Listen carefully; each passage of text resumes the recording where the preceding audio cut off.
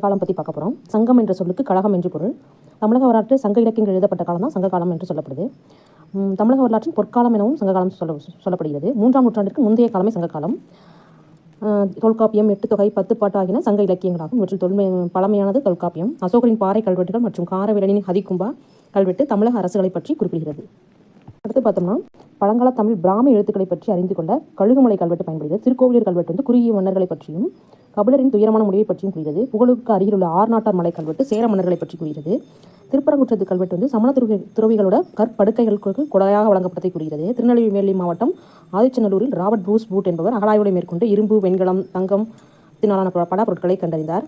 அப்புறம் பார்த்தோம்னா, புதுச்சேரிக்கு அருகில் அரிக்கமேடு என்ற இடத்தில் துப்பேல் மற்றும் மார்டின் வீலர் ஆகியோர் அகழாய்வுகளை செய்தனர். அப்போது ரோமானிய மண்பாண்டங்கள், நாணயங்கள், ரத்தினங்கள் போன்றவை கண்டுபிடிக்கப்பட்டன. சங்ககால தமிழகத்திற்கும் ரோமானிய பேரரசுக்கும் இடையே நிலவிய வணிக தொடர்புகளை உறுதிப்படுத்துகின்றன. காவிரி பூமண்டலத்திற்கு அருகில் கீழே